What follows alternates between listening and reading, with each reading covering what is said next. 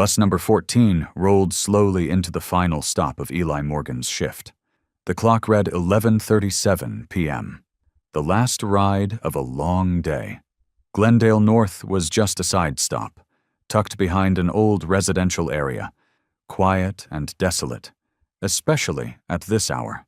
A lone fluorescent light flickered overhead, dangling from a rusted pole, casting a faint yellow glow onto the rain-slick pavement. It was so quiet that Eli could hear the vending machine in the corner of the station click softly, like it had just let out a tired sigh. Eli was used to nights like this, nights where everything moved slowly, predictably, and emptily. All he had to do was let off the last passenger, drive the bus back to the depot, and end another dull shift like any other. No surprises, no incidents, nothing to make the heart beat faster than necessary. At least, that was the plan tonight. Just as Eli was about to close the doors and start the return trip, a sharp bark pierced the stillness, loud, urgent, and insistent. He jolted and looked up. Through the foggy windshield, a small shape suddenly appeared at the bus door. A Jack Russell Terrier, with white fur speckled with brown, soaked and scruffy like it had just torn through a thicket. It jumped up, front paws scratching frantically at the door, its big, round eyes locked onto Eli's, unwavering, as if trying to pull him out of his seat with just a stare. Eli frowned. A stray dog? At this hour? At an empty bus stop nearly void of people? Something didn't sit right. This wasn't the random behavior of a lost animal. It wasn't scared, wasn't skittish, wasn't shivering. On the contrary, it acted like it knew exactly what it was doing. "What the hell?" he muttered. Behind him, a voice called out, "Hey, what's going on? We've got homes to get to, you know." Eli glanced at the rearview mirror. A middle-aged man scowled back at him, gripping a briefcase, voice tinged with impatience. A few other passengers began to shift in their seats, murmuring irritably. The air inside the bus stirred with rising tension. Some passengers grew visibly annoyed. A young woman cupped her hands and blew into them, then hunched her shoulders and muttered, "Freezing out here and now we're stuck." Eli didn't move. His gaze and the dog's stayed locked through the glass. The barking had stopped for a moment. The dog turned its head toward a dark alley to the left of the stop. It jumped once more, then ran a few paces away, stood still, and looked back at him. It looked like it was calling, not begging for food, not pleading for help, but leading? "Can you just drive already?" The same man barked again, sharper this time. Eli bit his lower lip. On one side, the rules, the passengers, the job. On the other, a nameless dog with no voice, only eyes that seemed to plead with urgency. His instincts as a driver told him to stay put. But his gut whispered something else. If you don't step off now, something will be lost forever. Eli's hand tightened on the steering wheel, then released. He turned back and raised his voice. "Sorry, folks. I need to check something real quick. I'll be right back." Before anyone could protest, he opened the door and stepped out. The early winter wind slapped his face, biting at his collar and making him shiver.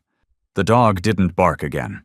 It circled his legs, brushing its head against his pants like a quiet thank you.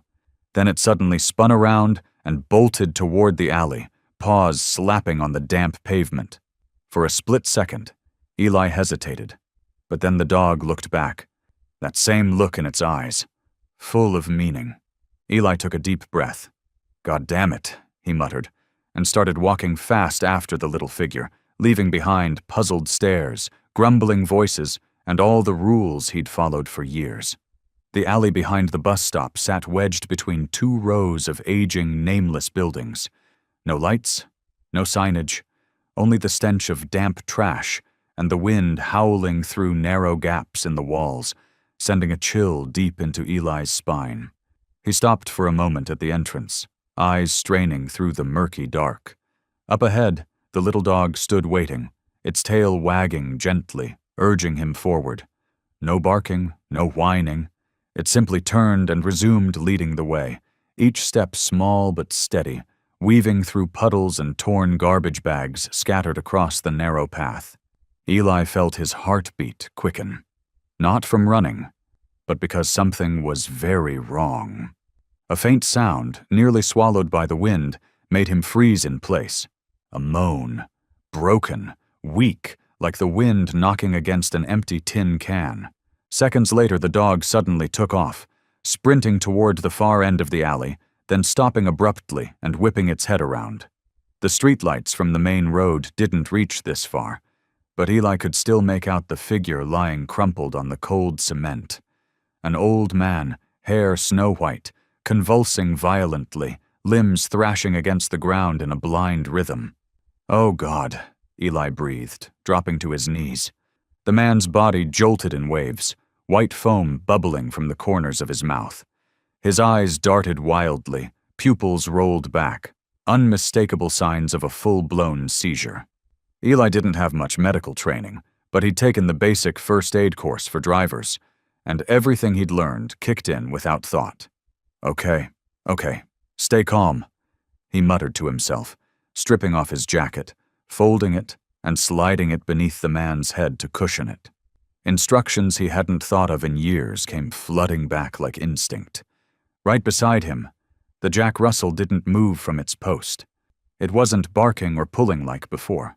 Now it emitted soft whines, short, high-pitched, rhythmic sounds full of worry, like it was trying to wake the old man up.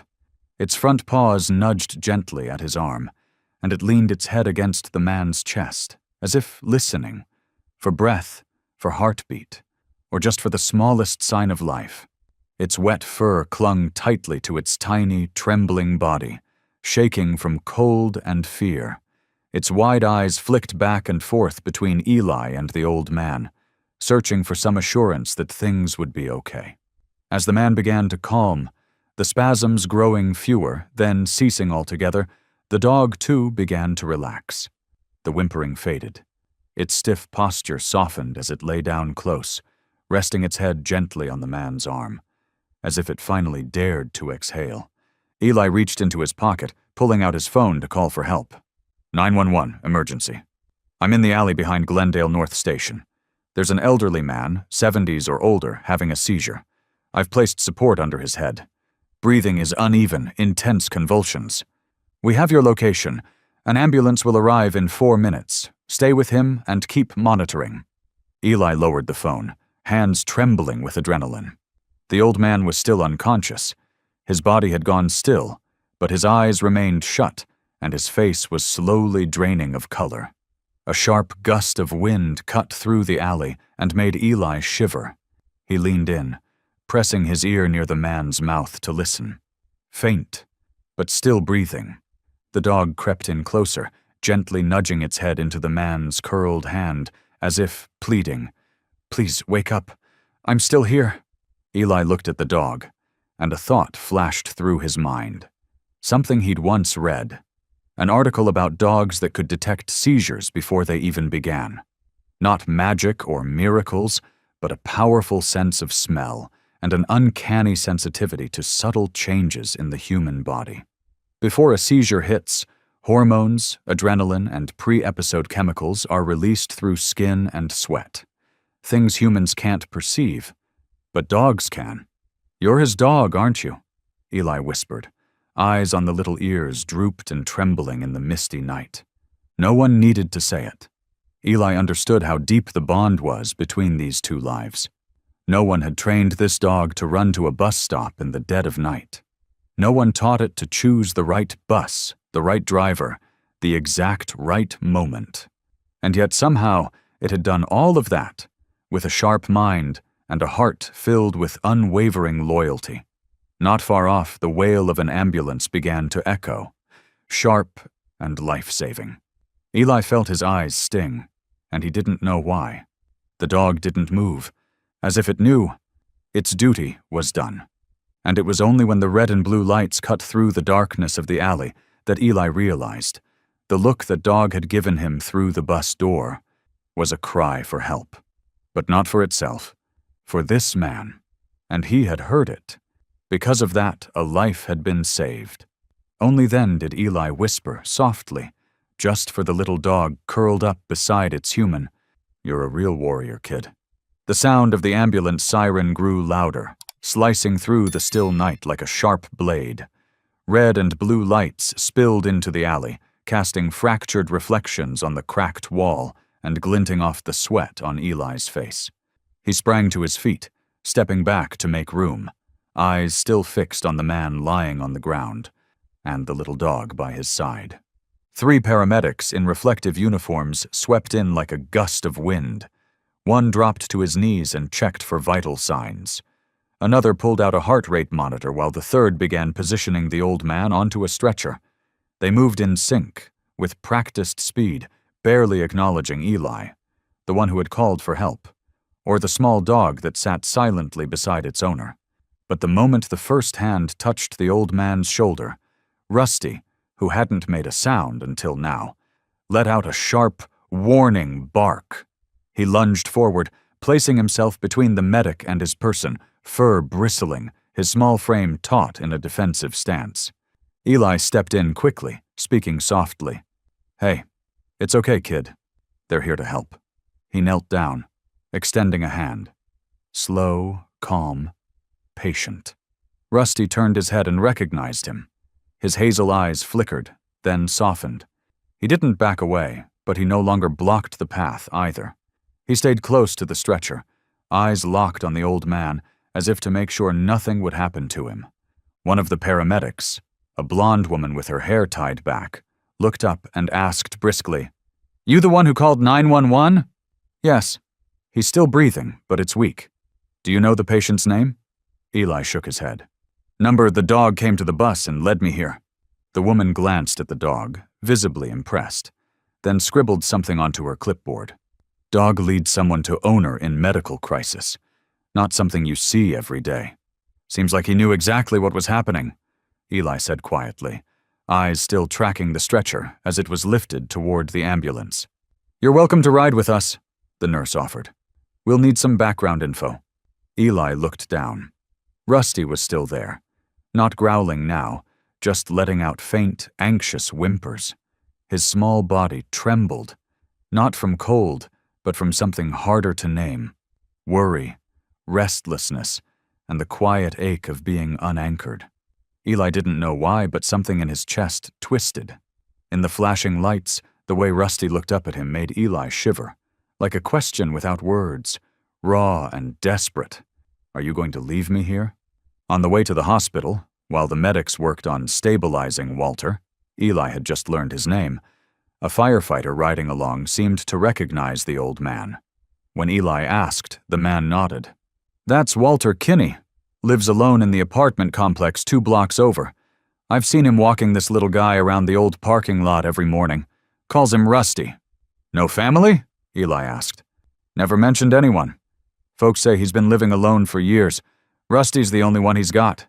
Eli glanced over at Rusty, now curled up silently in the corner of the ambulance, head lowered, but eyes still trained on Walter. A strange emptiness began to stir in Eli's chest. Not sadness exactly, but something deeper, an odd, quiet sense of recognition, like he'd just stumbled into the world of another solitary soul, not so different from his own. When the ambulance reached the hospital, Walter was rushed straight into the emergency room. Eli stepped out, but when he turned back, he saw Rusty still standing on the edge of the vehicle's step. He hadn't jumped out. He hadn't made a sound. He just stood there, frozen, gazing through the glass, following the stretcher as it disappeared behind the automatic doors. "Come on, kid," Eli said, tapping his leg gently. But Rusty didn't move. He wouldn't step away until he was sure the man was safe. Only after Walter had vanished from view did Rusty finally hop down, walking slowly to Eli's side. He didn't bark, didn't try to follow. He just stood there, facing him, and looked up. A look that lasted just a few seconds, but was enough for Eli to feel something he couldn't quite name. A quiet plea, a breathless sigh, and a trust so pure it weighed more than words. Eli knelt down, gently stroking Rusty's back. "We'll wait," he said. "Okay?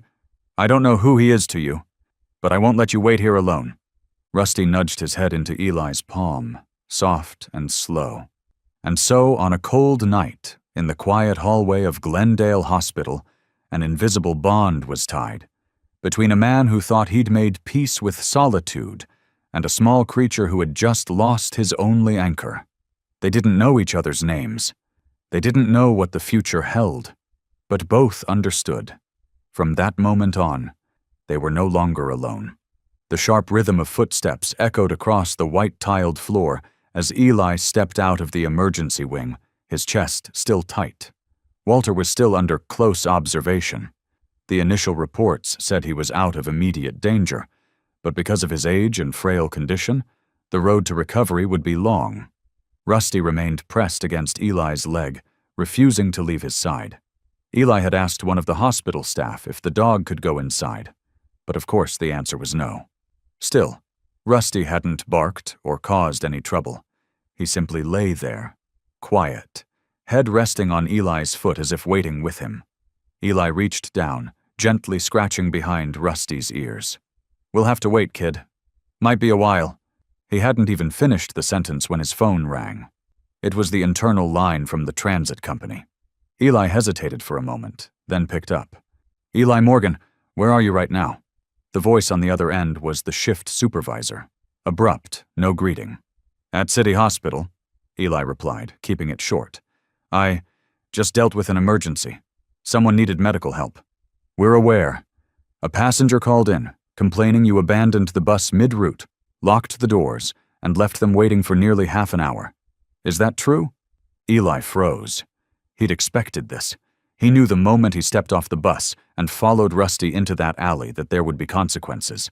But hearing it spoken aloud, cold and direct, still sent a chill down his spine. "Yes, I did leave the bus, but—" "No buts, Eli. You know the policy. No driver is to leave the vehicle while passengers are on board." "I understand. But I saved someone's life. If I hadn't gone—" "I'm not the one you need to convince. The report's already been forwarded to HR. You'll receive a formal notice soon." The call ended abruptly. Eli sank into a nearby chair, hands limp on his lap. Rusty looked up at him, sensing the sudden shift in mood. Eli didn't speak.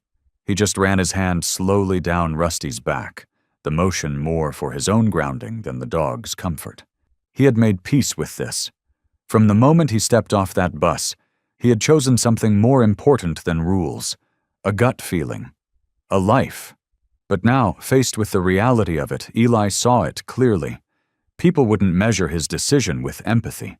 They would measure it with policy. And by that measure, he was in the wrong. Just then, a voice spoke behind him. "You're the bus driver from earlier, right?" Eli turned.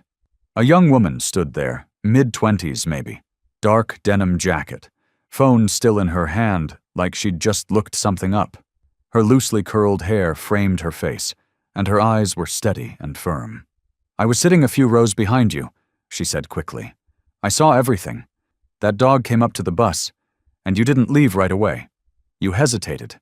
It led you somewhere, and I figured you were going to help someone. When the bus didn't come back, another passenger called the company. But they didn't know why." Eli gave a small nod. He had no defense left to give. Whatever she said now, it might already be too late. "I just called the company again," she continued, as if reading his thoughts. "I told them exactly what happened, that you left the bus because of an emergency, and that you saved someone's life. I also said I'd be willing to give a statement if needed." Eli stared at her, stunned. Thank you. I really appreciate that." She smiled. Not overly warm, but enough to lift the weight in the room. People assume good deeds speak for themselves, but they don't. Sometimes someone has to say it out loud. She gave a brief nod and walked away, leaving Eli and Rusty in a silence that now felt just a little less heavy. About half an hour later, a police officer on duty at the hospital approached Eli. He greeted him politely and got straight to the point. "Mr. Walter Kinney doesn't have any family. We don't yet know how long he'll be in the hospital, and we're looking for someone to care for his dog in the meantime." Eli didn't get a chance to answer. Rusty let out a soft whimper and scooted closer, pressing his head gently against Eli's shin, as if he understood exactly what was being said. "Seems like he's already picked you." the officer said with a smile. Eli looked down at the dog, heart conflicted. He had never owned a pet. His life was neat and structured. A small apartment, a fixed work schedule, a world with no room for disorder. A dog meant responsibility. It meant change. It meant forming habits he didn't yet know how to have. But then he thought about everything that had happened tonight. About Rusty's eyes at the bus stop. About how he hadn't barked a word, but somehow understood it all. And about the strange connection between them, like they hadn't just met by chance that night, but had found each other. "I'll take care of him," Eli said, his voice calm but firm. "Until Mr. Walter recovers?" The officer nodded and jotted something into his notepad. "Good. If you'll leave your contact information, we'll keep you updated." Rusty leaned against Eli's leg, tail wagging gently, and for the first time since arriving at the hospital, he let out a small bark. Not out of panic, but relief. Eli crouched down, refastening the collar around Rusty's neck, feeling lighter than he expected. He knew what lay ahead wouldn't be easy. It would be messy, unfamiliar, unpredictable. But at that moment, looking into the trusting eyes of the little dog beside him, he knew one thing for certain. He had made the right choice. Eli's apartment sat on the 3rd floor of an old brick building, tucked behind a small corner store that always closed early. He hadn't done much decorating. Just an old armchair by the window, a mini fridge next to the gas stove, a few crooked picture frames on the wall, and a clock that was 3 minutes slow. No one came here but him, and there had never been a reason to change that. Until the moment he opened the door, and Rusty quietly stepped inside. The dog paused on the threshold, nose twitching like it was reading bits of memory still lingering in the air. He didn't bark, didn't sniff around in a frenzy like many dogs would in a strange place. He walked slowly, one careful step at a time, eyes scanning everything with quiet caution, like a guest who hadn't been invited and didn't want to intrude. Eli stood at the door, watching the scene unfold with a strange mix of emotions. No one had crossed that threshold with him since his mother passed. The silence of the apartment had once been comforting, a shield. Now, it just felt empty. He let out a small laugh, crouched down, and unclipped Rusty's leash. "I guess this is your home now, at least for a while." Rusty didn't respond, but didn't wander far either. He made a slow circle around the room, paused by the old armchair, then walked back and finally lay down by Eli's feet, right at the edge of the rug, his back gently pressed against Eli's shoes. The feeling made Eli sit down, quiet and still. After a while, he pulled out his phone and opened a browser. He'd never owned a pet, not even as a kid, aside from playing twice with a neighbor's cat. His search history filled up with things like how to feed a dog dinner, what do Jack Russells like, signs your dog is sad. Next to him, Rusty remained motionless, not asleep, just calm. His ears twitched now and then at the hallway sounds outside. The desk lamp cast his shadow long across the floor, turning the image into something simple and quietly moving. Around 9 p.m., Eli put on his jacket and said softly, "Gonna get some things for you." He wasn't out long, just a quick stop at the nearby market to pick up a dual food and water bowl, a bag of dry kibble, a few cans of pâté, a soft blanket, and a rubber bone toy. When he returned, he opened the door gently, unsure of what kind of welcome he'd get. There was no barking, no scratching at the door, just the little dog, still lying where he had been, lifting his head when Eli came in, then resting it back down, like he'd been waiting, calmly. Eli set the food and water down on the floor, not far from where Rusty lay. The dog stood up, walked over, gave it a sniff, and then began to eat, slowly, gently. No panic, no guarding, just a strange kind of poise. "You're a gentleman, huh?" Eli murmured, sitting down beside him.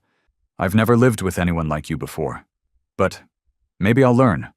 The soft crunching of kibble, the steady rhythm of quiet breathing, and the hush that settled in the room. It all felt like the world was adjusting its heartbeat. Slower, warmer. When night fell completely, Eli turned off the lights and slipped into bed. He didn't expect Rusty to sleep beside him. He wasn't even sure if the dog would leave his spot by the front door. But just a few minutes later, he heard the faint tapping of claws on wood, then the light thump of a small jump beside the bed. Soon after, a warm little body curled up by his feet, radiating silent comfort. Eli lay on his side, eyes still open. In the dark, for the first time, he didn't feel alone. The apartment hadn't changed. The clock still ran 3 minutes slow. The armchair was still lopsided. But now, within the quiet breaths and gentle sounds of the night, the room held something he hadn't felt in a very long time. A new rhythm, a different warmth, and a companion, wordless, but true. Ever since the night Rusty stepped into Eli's small apartment, everything in his life began to shift, not loudly, not suddenly, but like ripples in a pond after a stone has dropped, barely noticeable at first, but gradually reaching into every corner of a life he once thought was permanently sealed. Mornings no longer started with the monotone buzz of an alarm clock, but with the soft tap of tiny paws on the wooden floor and a damp nose gently nudging his hand. Rusty never barked to wake him. He simply stood by the edge of the bed, waiting for Eli to open his eyes, tilting his head ever so slightly as if to say, "You're awake?" At first, Eli only took Rusty for short walks around the block, just enough to let the dog release energy after a long night. But he soon realized that it was those quiet steps side by side that eased something in him.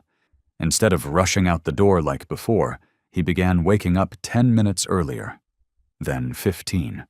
They walked through the alley that led to the old parking lot, where Walter used to take Rusty each morning, and the little dog would stop at a familiar corner, sniffing the bushes and wagging his tail like he'd run into something remembered. That's when Eli understood. Even a small dog carries memories, habits, and silent longings. He learned how to portion meals correctly, how to read the subtle signs on Rusty's face, how to rearrange his day so the dog wouldn't be left alone for too long. And each evening, after dinner, usually simple spaghetti or scrambled eggs, they would sit and watch TV under the warm yellow glow of the lamp. Rusty always chose to lie at the foot of the armchair, resting his head on Eli's slipper, eyes half closed, ears twitching gently whenever Eli chuckled or mumbled along with the show. Eli had never imagined another living being could make silence feel so full. One day, while cleaning out a drawer, he found an old photo of his mother, a soft-eyed woman with chestnut hair, smiling gently as she cradled a white cat on their front porch. The picture, long forgotten, stopped him in his tracks. He sat on the floor, laid the photo on a cushion, and traced the edges of its faded silver frame with his fingers. Rusty didn't make a sound. He simply walked over, sat beside him, and rested his head on Eli's lap. A gesture so natural, so familiar, it caught Eli off guard. As if the dog understood that Eli had just touched a part of his past, long left untouched. From time to time, on his days off, Eli visited the hospital. Walter was still in the care unit, his condition stable now, but his body still recovering from the seizure. He looked thinner, the silver hair falling softly over his forehead, but his eyes were bright, still warm, just as they had been the first time Eli saw him blinking awake in the back of the ambulance. "You came," Walter rasped each time, voice rough but unmistakably pleased. "And I've got a full report on Rusty, too," Eli would say, smiling as he pulled up a chair. He'd talk about how Rusty had figured out how to nudge open the drawer with the towel for his paws, how he once barked in the middle of the night because the toaster had started smoking, or how he lay silently at the window every evening, waiting for Eli to return, always on time, not a minute off. Walter chuckled softly, eyes crinkling. He always knew who needed him most. "Used to be me, now it's you." Eli didn't answer. He just smiled, but deep inside, a strange feeling rose. Like Rusty's presence in his life wasn't some random twist of fate, but a way the world had gently handed him back a piece of connection he hadn't even known he'd lost. After Eli said goodbye and quietly closed the hospital door behind him, silence fell over the room once more. The sounds of carts and nurses murmuring in the hallway faded like distant radio static. Walter remained lying on his side, eyes fixed on the door that had just closed, the curve of a smile still lingering, but not for long. His face softened, his gaze growing misty with thought. A bony hand gripped the blanket slightly, as if holding on to a memory already beginning to drift. He turned his head toward the window, where the fading afternoon light touched the tops of trees far away. Walter exhaled slowly, eyes resting on the ceiling. He never said it aloud to Eli, but every time he heard stories about that little dog, about how he was learning new routines, about how he waited at the door, followed Eli's every move, it stirred something inside him, teetering between comfort and loss. And every time Eli left the hospital, he'd stop by the pet store and pick up something small for Rusty. A bone-shaped chew, a new collar with an engraved tag. He hadn't noticed when he started calling it home instead of the apartment. Or how, each time he stepped inside, the first thing he looked forward to wasn't the armchair, but the soft bark echoing from the living room. A gentle greeting. "You're home." Rusty never spoke, but he was there, quietly and completely, like a friend without words. And Eli hadn't realized just how much he needed one. It was through that quiet presence that Eli's old, repetitive world began to shift. Not through anything grand, but in the smallest of ways. A little at a time, breath by breath, step by step, and he found himself living, truly living, for the first time in many, many years. The day was gently sunny. A rare spring light filtered through the hospital window, washing over the white tiles as if trying to soften the heavy air that clung to this place by habit. Eli pushed open the door to Walter's room, a cup of hot tea in hand he'd picked up from the cafe on the corner. He had finally convinced the doctor to let Rusty visit. The little dog walked right beside his leg, moving slowly but with a glimmer of excitement in his eyes. Like he already knew something was different about today. Walter was sitting upright in bed, propped up by pillows, gazing out through the half-open window. When he heard the door, he turned. His hair had grown thinner, his skin paler than before, but his eyes, gentle and clear, still held that same warmth that made Eli smile. "So you both came," Walter said, his voice low and hoarse, but carrying a trace of affection. Rusty jumped up at once, no prompting needed. His front paws landed softly on the edge of the bed, claws tapping faintly against the cold steel rail. He leaned in, stretching his neck toward Walter's trembling hand, and began to lick, gently, steadily, without eagerness or rush. Each motion measured, soft, as if afraid he might hurt the frail friend before him. Tiny licks, one after another, broken only by faint sniffs, like a whisper, a quiet question with no words. "Are you okay?" "I'm here."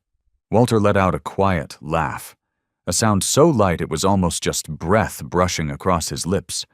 But his eyes glistened, not from age or illness, but from the way Rusty looked at him, with the same kind of tender recognition a child might give a loved one returning from far away, full of love and aching. The little dog didn't bark, didn't whine, didn't fling himself into Walter's arms like many animals might after a long separation. Rusty simply stayed there, resting his front half against the bed, head placed gently on Walter's arm, ears folded back, eyes wide and focused on the man's every slow, careful movement, as if afraid the moment might vanish if he blinked. "She never forgets anyone who's been kind to her," Walter murmured, voice raspy but filled with affection. His trembling hand slipped into the soft fur at the back of Rusty's neck, stroking down the small spine with steady, deliberate motions, as if trying to memorize the feeling all over again, the same way he had, night after night, before switching off the light. Rusty shivered slightly, lowering her head further until her nose touched the calloused patch on the back of Walter's hand, the hand that once held her leash, threw her favorite ball, untangled her wet fur on rainy days. And then, as if no longer able to hold it in, Rusty let out a quiet whimper. A sound caught in her throat, as if trying to express something beyond what dogs were built to say. A memory, a feeling, a connection so deep even humans struggle to name it. Walter felt it. His gaze lingered in Rusty's eyes, and he blinked slowly, as though saving this image, tucking it away in that private place where only the best memories are kept, even as old age slowly claims the rest. Eli handed him the tea, then took his usual seat beside the bed. Neither of them spoke for a few minutes. The only sounds in the room were the soft hum of the ceiling fan and the steady breathing of the small dog lying between them. A quiet bridge between two lives, two generations, that had no link at all before that one night changed everything. It was Walter who broke the silence. "I've spoken with the doctors," he said, his eyes never leaving Rusty. "They say I'll be better off with full-time care. They're arranging a private room for me at the care facility up north." Eli nodded slightly. He'd guessed as much, just hadn't expected it to come so soon. "Is it nice?" he asked, trying to keep his tone light. Walter smiled. "Not bad. There's a garden view, even a koi pond. But they don't allow pets." The words were soft, but they landed with a weight that filled the room. Rusty looked up at Walter, then turned her gaze to Eli, eyes bright and alert, as if waiting for whatever came next. Walter reached for the drawer beside his bed, pulled out an old leash, the leather worn at the edges, the metal clasp slightly rusted. He held it in his palm for a few moments, studying it, then extended it toward Eli. "She needs someone like you." Just 4 words, yet they carried the weight of an entire goodbye. Eli took the leash, feeling the warmth of it spread through his palm as if he were holding a piece of the past, a piece of love without a name, shared between man and dog. Walter leaned gently into the pillow, his gaze softening. "You know," he said, "Rusty was once abandoned at a gas station on a cold, rainy night. I had just lost my wife. There was nothing left to tether me to this world." His voice trembled slightly, like it was brushing through dust-laden corners of memory. "I was sitting in my car, ready to start the engine and drive off the bridge.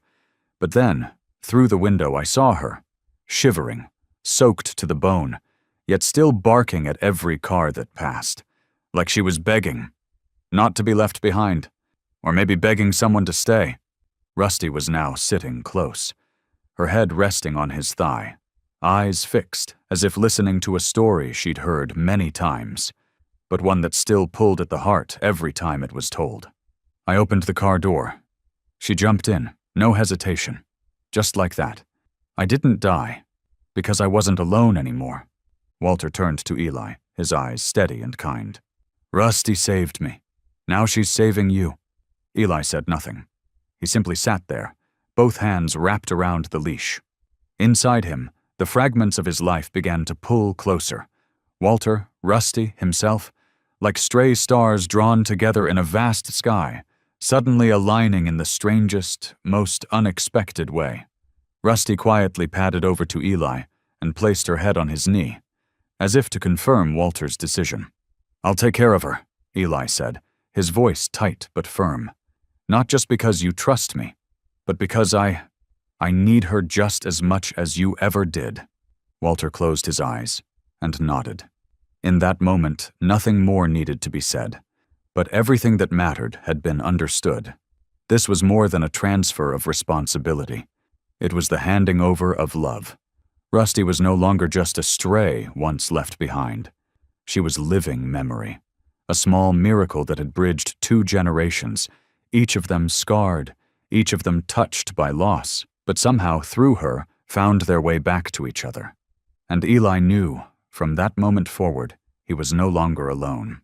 He had a friend, wordless but unwavering. A new chapter had begun, and he was ready to step into it, with Rusty by his side. In the first days after officially taking Rusty in, Eli was struck by a simple but stubborn reality. He was a city bus driver, and now he had a dog.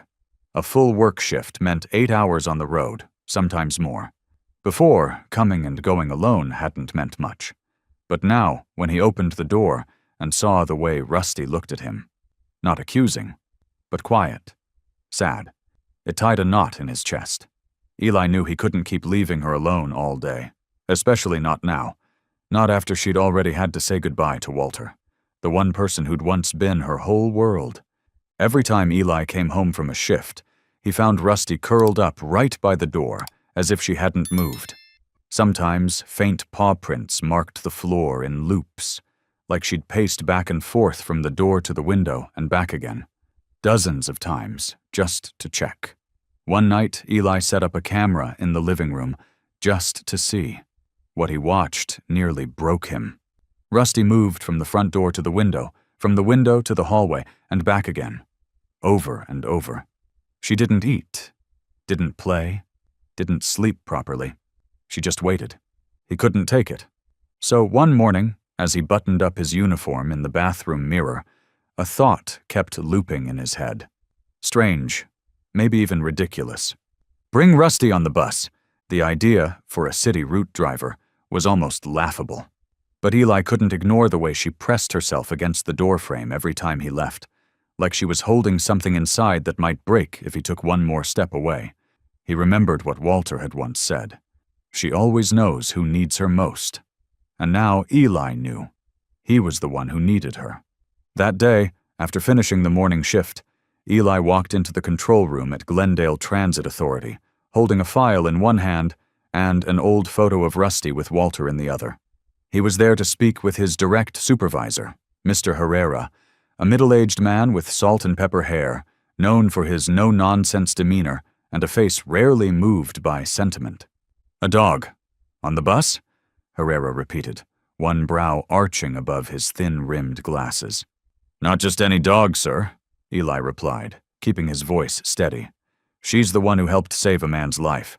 That elderly gentleman who had a seizure that night. Walter. He was Rusty's former owner." Mr. Herrera stayed silent, flipping through the stack of papers Eli had prepared. A copy of Rusty's vaccination record, a hospital note confirming Walter's condition, and even a clipped article from the local paper describing the rescue where Rusty had played a central role. "A dog's still a dog, Morgan," Herrera said evenly. "A city bus is public property. Some passengers are afraid of dogs. Some have allergies. And what if it misbehaves or bites someone?" "Rusty doesn't bite," Eli said quickly, eyes firm. "She's calm, intelligent, well-trained, and she's never caused any trouble. I'll take full responsibility. If it helps, I'll use a muzzle and keep her leashed and secured for the entire shift." A tense silence fell over the office. Mr. Herrera folded his arms, leaned back in his chair, and glanced up at the posted regulations on the wall, then back at the small photo of Rusty. His gaze lingered there for a long second, caught between policy and something a little harder to define. Finally, he sighed. 1-week trial. But if there are any complaints from passengers, she's off the bus. Muzzled, leashed, secured, and absolutely no noise. Understood? Eli nearly shot up from his chair in relief. "Understood, sir. Thank you. I promise no one will have a reason to complain." And just like that, Rusty became a regular rider on Route 14, the line that ran through the west side of the city. She was a passenger who never spoke, never took a seat from anyone, and never missed a single ride while Eli was behind the wheel. From her spot beside the driver's seat, on a small mat they'd secured in place, Rusty sat quietly. Her leash was gently tied to the metal frame, and a muzzle rested lightly on her snout, a precaution that never truly needed using. She calmly observed people coming and going, ears flicking at every sudden break, eyes glancing at Eli in the rearview mirror like a silent co-pilot. Steadfast, alert, loyal. And Eli, from behind the wheel, found something different in the job he once considered repetitive and dull. A new rhythm, warmer, more grounded. And somehow, without realizing it, his smile came more easily, especially when someone complimented the dog riding up front. At first, when passengers stepped onto the bus and spotted Rusty seated by the driver, there were moments of surprise. A few hesitated, casting wary glances at the small dog with the black muzzle and clipped leash. But Rusty never reacted poorly. She simply lifted her head, wagged her tail gently, and tilted her head just a bit, as if offering a polite greeting. That reaction shifted the mood. A little girl, no more than 6, clutching her mother's hand, froze in the aisle, wide-eyed. Her gaze lit up as she noticed Rusty watching her. The dog perked her ears, tilted her head slightly to one side, and wagged her tail a few more times. Not barking, not moving, just greeting her with presence and kindness. "Mommy, that dog is so pretty," the girl whispered, unable to look away. Her mother smiled softly and leaned down. "Yes, sweetheart, but don't touch unless the driver says it's okay." Eli smiled from the driver's seat. "It's all right. Her name's Rusty. She's gentle. Loves saying hello, but she's still learning how to sit still." The mother nodded politely. The girl soon took a seat in the front row, sneaking little glances back at Rusty, who always answered with a slow tail wag or a quiet nod of her head, as if she understood each passenger's emotions in her own quiet, unspoken way. In the days that followed, Rusty quietly became the unofficial mascot of the route. Regulars began asking Eli about her. A few started carrying treats, a biscuit, a small pack of dog snacks slipped from coat pockets into waiting paws. Every day, Rusty rode alongside Eli, not just as a pet, but as a quiet presence of comfort, bringing with her not only loyalty, but a kind of stillness that seemed to mend something invisible in the people who encountered her. No one questioned anymore why she was allowed on board. The answer was in the way she looked at them, softly, lovingly, never asking for anything, just being exactly where she was needed. And on that bus, moving through the rush and noise of the city, a little dog had become a silent bridge between strangers, through gentle tail wags, calm eyes, and a presence that made every trip feel a little more human. That afternoon began like any other. The early summer heat hung in the air, and sunlight streamed through the trees, casting flickering shadows across the shimmering pavement. Eli sat behind the wheel of bus number 14, focused as he guided it through the city's central route. Rusty, as usual, lay curled neatly on her mat beside the driver's seat, head resting on her front paws, eyes half closed, tail swaying lazily with the rhythm of the road. Passengers came and went, many already familiar with the small, well-mannered dog in her soft muzzle. A model passenger by all accounts. A few even greeted Rusty before saying hello to Eli. Somehow she seemed to understand this, and always responded with a light wag of her tail or a polite tilt of her head. But that day was not like the others. Just after the 4th stop, Eli began to notice Rusty shifting uneasily. At first he thought she was simply restless from a longer-than-usual route. But then she let out a series of short, urgent whines, barely audible but quick and sharp, her eyes fixed on something behind Eli, toward the passenger seats. "What is it?"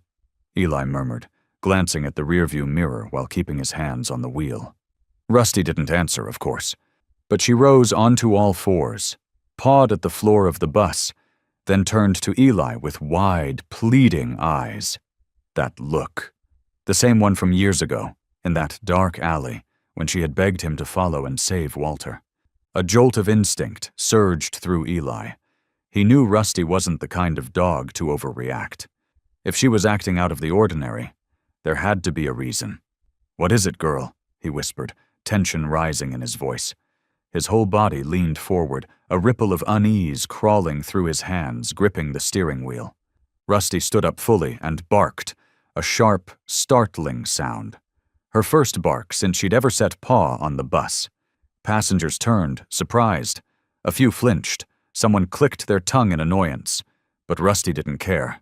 She leapt toward the aisle, gaze locked on an elderly woman seated in the 3rd row, left side. Eli quickly pulled the bus over, yanked the handbrake, and unclipped Rusty's leash. Before he could speak, she had jumped toward the woman, barking softly, ears down, eyes full of worry so visible that everyone nearby could feel it. The woman looked to be in her 70s, with silver hair and a kind face. But she was slumped to the side, eyes barely open, her skin pale and fading fast.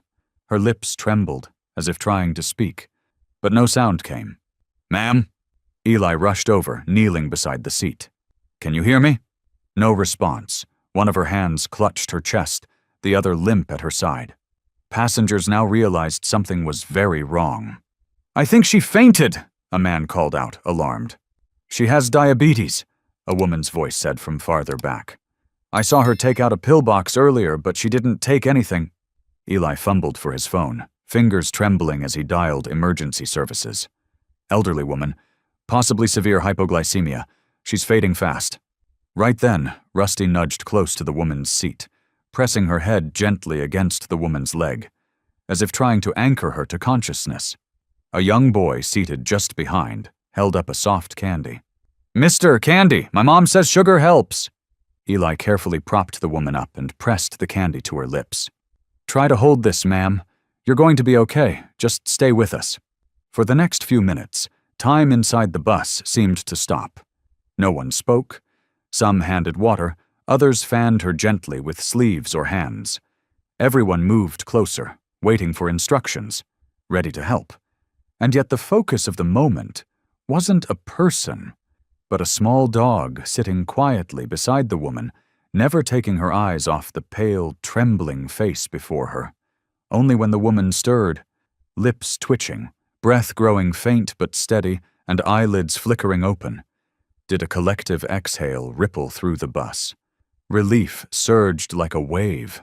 The ambulance arrived soon after. Paramedics moved quickly but calmly, lifting the woman onto the stretcher. She was stable. Before being wheeled out, she reached for Eli's hand and gave a faint, grateful smile. It wasn't me, Eli said gently, nodding down. It was her. Rusty. One of the paramedics bent down and gave Rusty a gentle scratch behind the ears. You've got a remarkable dog here. Word of what had happened spread quickly. One of the passengers had filmed the moment Rusty reacted and shared it in the neighborhood group chat. By the end of the week, Eli received an email from the transit company, not to reprimand him, but to congratulate him. A small article appeared in the local newspaper with the headline, Bus Dog Saves Passenger in Distress, Glendale's Four-Legged Hero. From that day on, Rusty wasn't just the driver's dog anymore. To the passengers, she was a true member of the route, a loyal friend, a silent hero, and above all, a symbol of that uncanny instinct no one could explain, yet everyone could feel. And to Eli, now more than ever, it became clear. Sometimes the miracle doesn't come with sirens or flashing lights or loud declarations. Sometimes it comes in the form of a wagging tail, a steady gaze, and the irreplaceable presence of a dog, a wordless companion who had quietly, completely changed the course of his life. Glendale was entering its most beautiful season. The sun was warm without being harsh, and the breeze was just gentle enough to keep the heart from feeling heavy. Eli continued driving his bus through familiar streets, carrying a quiet, four-legged companion beside him. Ever since Rusty had saved the woman suffering from hypoglycemia on board, she had become something of a symbol to the people of the city. From children to the elderly, from office workers to retired grandfathers, everyone looked at Rusty with affectionate eyes. Eli was slowly getting used to being recognized on the street. Some nodded as he passed, others smiled and said, "Thanks for raising such a wonderful dog." Sometimes, children skipped along the sidewalk, calling out, "Look, Mom, it's the hero dog." Eli knew his life had taken a different turn the day that little dog walked in. He was no longer just a bus driver. He had become part of a larger community, a symbol of kindness, courage, and the bond between humans and animals. He started receiving invitations to speak, visits from local newspapers, and small, unexpected gifts left on the bus. Tins of cookies, soda cans, handwritten notes praising Rusty. And then, like a cold blade slicing through something tender, a sudden undercurrent rose and swept away everything he'd been quietly building.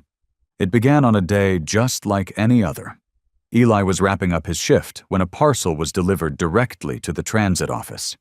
Inside was a formal complaint from the law firm Thompson and Lee, titled, "Formal Accusation Regarding the Endangerment of a Minor by an Unleashed Animal in a Public Space." Attached were stills from security footage at Arlington Park. In the image, Rusty, no muzzle, familiar blue collar, was running from a distance toward a young girl playing alone on the grass. The next frame showed the girl sprawled on the ground, arms around a scraped elbow. Eli froze. It was Rusty. That collar, that gait, those signature floppy ears and the gray and white patch of fur around her neck. Unmistakable. He knew every inch of her because he'd been the one caring for her these past months, stroking that small body to sleep each night. He remembered that day clearly. He'd taken Rusty to the park, like usual. The weather was perfect. The crowd was light. He let her off the leash for a few minutes while he walked to the nearby vending machine for a bottle of water. When he returned, Rusty was right where he left her, lying by the bench, breathing steadily, looking up at him with her usual innocent gaze. No screams, no complaints. Everything had seemed perfectly normal, until now. Eli immediately contacted the company's legal team. The investigation began the very next day. He was ordered to stop bringing Rusty on any bus routes. Meanwhile, city authorities requested that Rusty be taken to the Animal Behavior Assessment Center for a 48-hour observation. The moment Eli unclipped her leash and handed her over to the staff at the center, it felt like something vital was being pulled out of his chest. Rusty didn't resist. She simply turned her head toward him, eyes confused, tail wagging slowly in that familiar rhythm. But this time, no one could say for sure if it was just a "see you soon." News of the incident spread like wildfire. Online forums buzzed with speculation. Some expressed sympathy, suggesting it was all a misunderstanding. But others were harsher, criticizing Eli for letting a dog roam free in a public park, hero or not. One headline on a major news site read, "From hero to hazard. Have we placed too much faith in animal instincts?" Eli became the center of unwanted attention. He still went to work, but his face no longer held the quiet glow it once did. Every shift he climbed behind the wheel wondering, what if it's true? What if I was wrong? Because even though he believed in Rusty with everything he had, the footage was damning. There was no sound, no context, no one beside Rusty saying, "She didn't mean to." All people saw was a dog without a muzzle running toward a child, and the child falling. He tried to reassure himself. Maybe Rusty had just wanted to play. Maybe the girl had tripped. Maybe a dozen things. But when under investigation, maybe meant nothing. People wanted proof, and the only proof they had was against him. 2 days without Rusty. Eli's apartment returned to its old quiet, but this time, it was the kind of silence that crushed the air out of his lungs. The water bowl remained full. Rusty's sleeping towel was still tucked in the corner of the bed. Eli lay stretched out on the sofa, staring at the pale ceiling, trying to imagine the familiar sight of that little head popping up from the floor, those ears twitching every time he sighed. That evening, the Animal Behavior Center called with an update. After 3 days of observation, the results showed no signs of aggression in Rusty, no abnormal responses, no excessive barking, no biting. In truth, Rusty was cleared to return, but it wasn't the same kind of freedom she once had. While the investigation remained open, and without a verified guardian to guarantee her conduct, Rusty was not allowed outside. Only brief walks to the backyard or the empty lot behind the building, always with a wrist leash secured and the muzzle on. Eli brought her home on an overcast afternoon. There was no rain, but the wind moved strangely through the window cracks, as if the world itself could feel the quiet growing inside him. When the door opened, Rusty didn't bolt inside like she used to. She walked slowly, lifting her head to glance around the familiar room, then retreated to her sleeping mat by the door, curling into a small, tight ball. Eli put the leash away in a box and removed Rusty's muzzle. But she didn't get up. She didn't shake it off like she used to, annoyed after a long day outside. She simply stayed there, eyes wide open, staring toward the door, toward the place Eli had just stepped through. That gaze wasn't angry. It wasn't sad or accusing. It was just silent. And that silence hurt more than anything, like something tightening around Eli's chest. He passed through the living room, opened the cupboard, poured food into her stainless steel bowl, and called gently, "Rusty, come eat." No response. 1 minute. Then 2. Rusty stayed where she was, head resting on her front paws, unmoving. Eli called again, louder this time. Still nothing. He finally sat down, back leaning against the leg of the table, staring blankly at the white wall in front of him. For the first time in weeks, the house felt exactly the way it had before Rusty came into it. Quiet, clean, complete, and achingly hollow. He turned to look at her. "I don't know anymore," he whispered. "I don't know if I'm the right person to raise a dog. I don't know anything. I just thought maybe I could." His voice trailed off. The sentence unfinished, suspended in thick air. That night, Eli didn't sleep. He sat alone in the corner of the kitchen, scrolling through the lawsuit documents again, reading the scattered online comments. Half the world still called him a hero. The other half had started to ask, who lets a dog roam off-leash without a muzzle? How can a man living alone possibly train a dog properly? Why doesn't he return the dog to somewhere safer? Eli knew those people didn't understand. But he didn't blame them, because now he was asking himself the same questions. Had he trusted too much in a dog? Was he wrong to believe that love alone could form a bond strong enough to keep someone safe? The next morning, Eli woke up on the couch, back sore, head heavy. He dragged himself to the living room. Rusty was still lying in the same spot as the night before. Same posture, same stillness. Her bowl was untouched. But this time, her eyes were closed. Not from sleep, but as if she had chosen to shut out the world for a while. No sigh, no movement. That tiny form on the floor gripped Eli's heart like a vice. He crouched down, gently reaching out to touch the top of Rusty's head. Her body was warm, but unmoving. He tapped the edge of the food bowl with his fingernail and whispered again, "Hey, Rusty, just look at me once." Rusty opened her eyes. Slowly, but the look wasn't one of eagerness or trust. It was distant, as if she wasn't sure whether the man sitting before her was still the same Eli she'd once followed, once waited for by the door. Eli broke. He sat on the floor, pulled the little mat closer, wrapped his arms around Rusty, and let her head rest in his lap.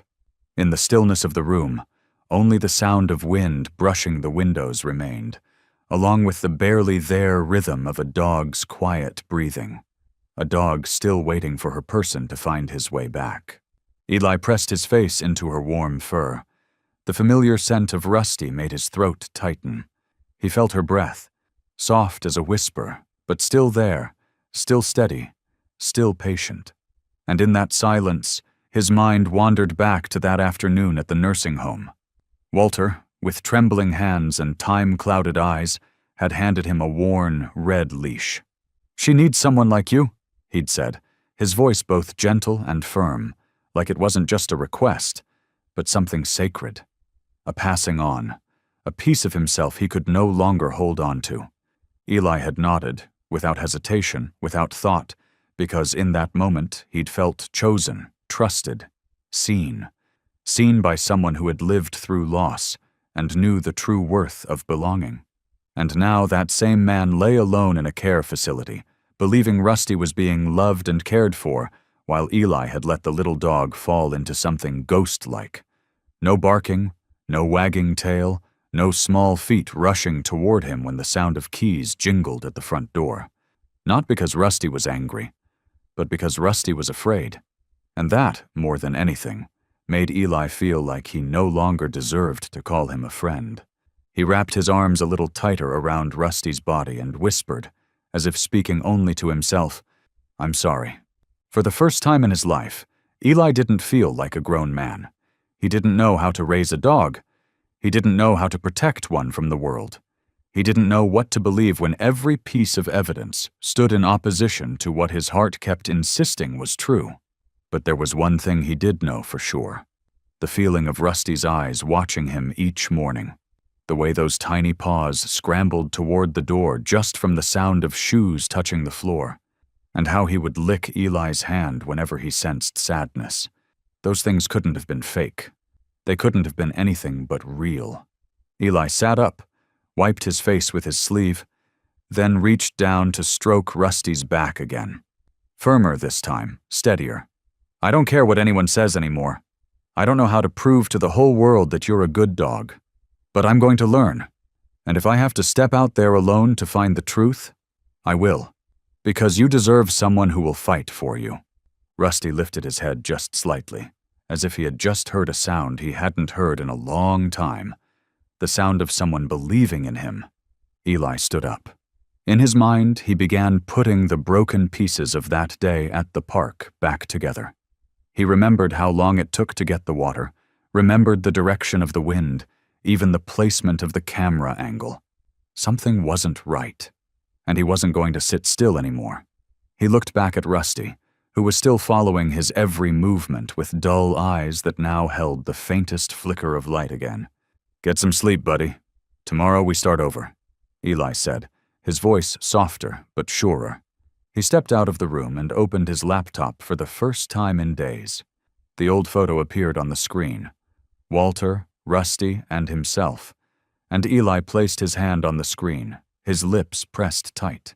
Those eyes were still watching him. And he knew, no matter how late it was, Walter deserved to see that the man he had trusted hadn't let him down.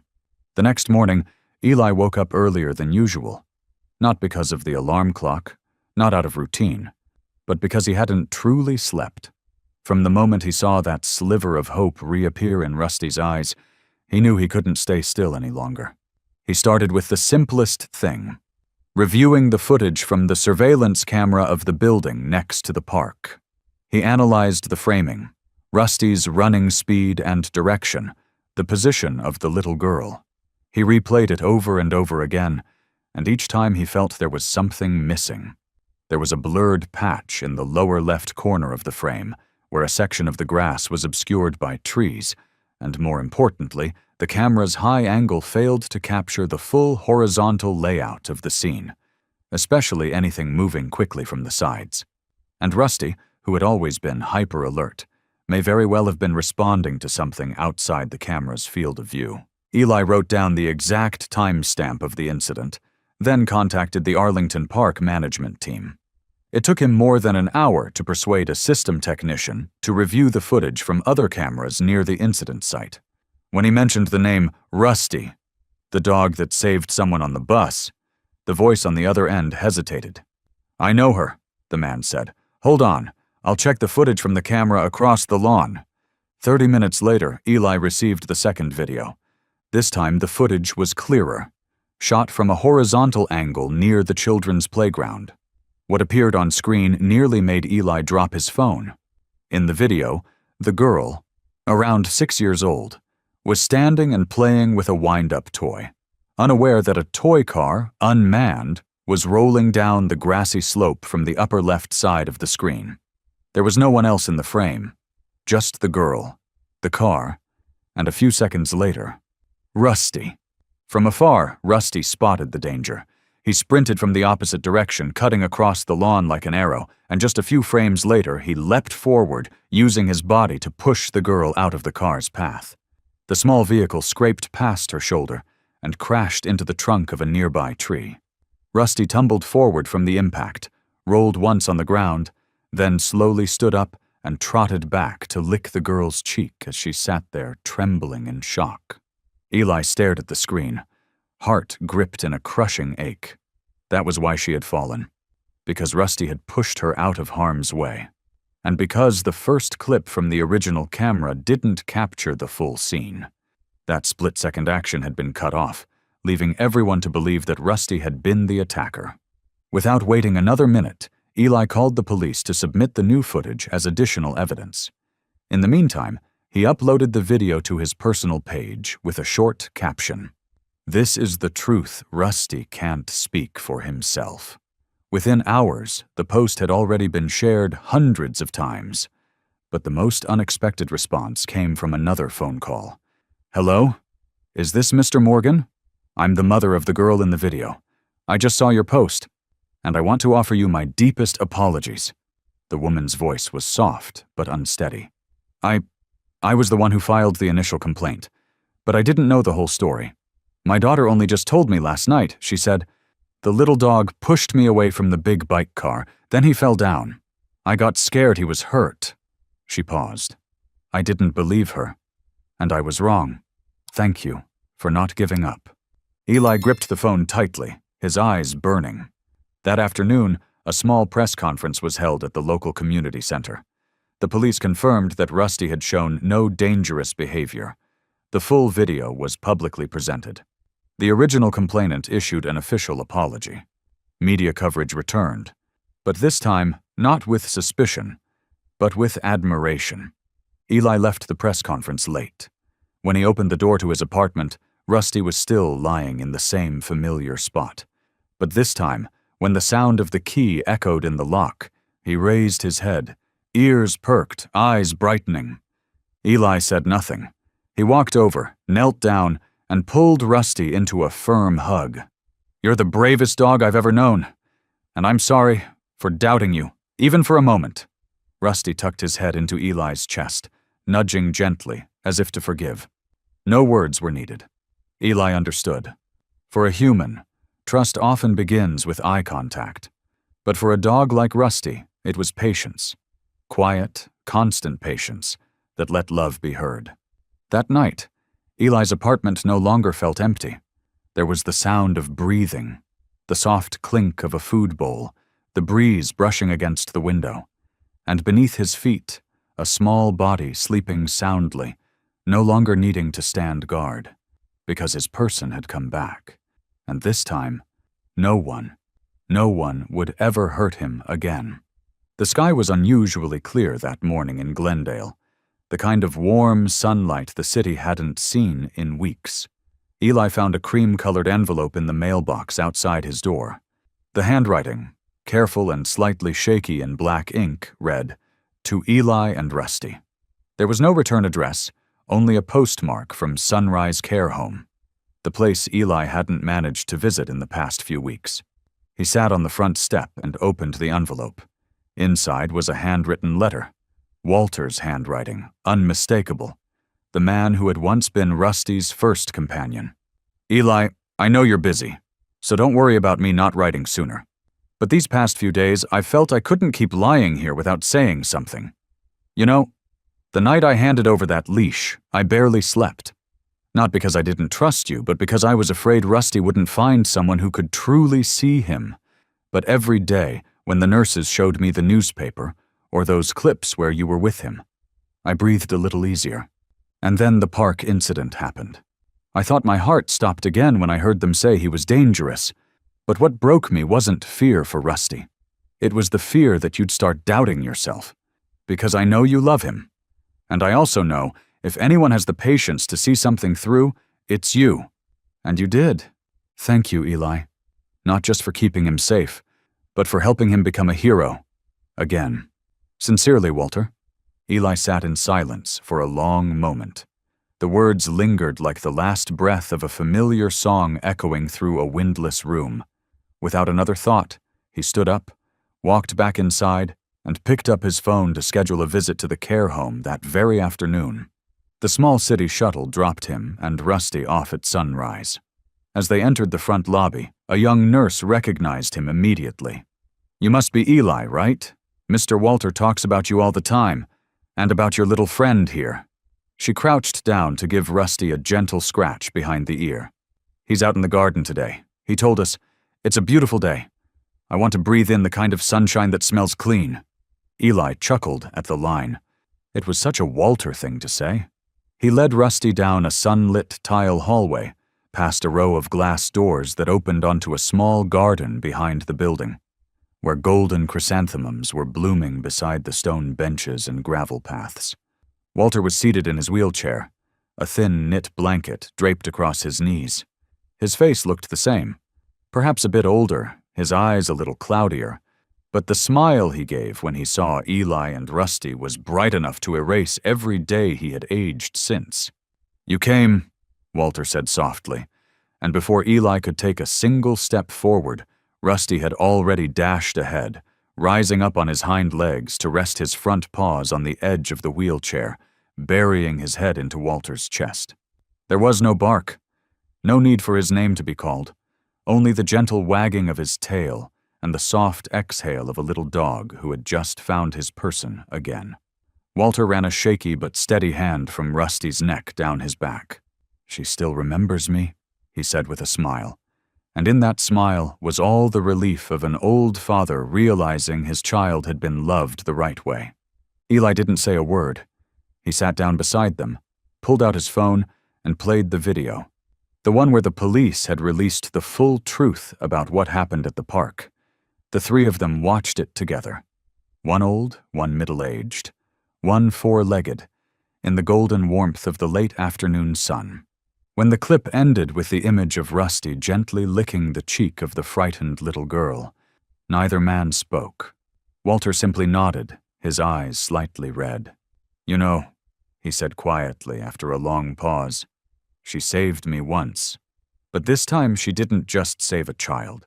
She saved someone's belief."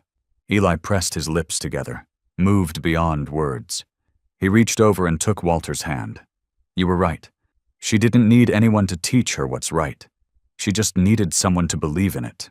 Rusty curled up at their feet, her head resting gently on Walter's shoe, just like old times. A breeze drifted by, carrying with it the scent of chrysanthemums, warm sunlight, and the faint musk of wool, scents of memories preserved in every passing gust.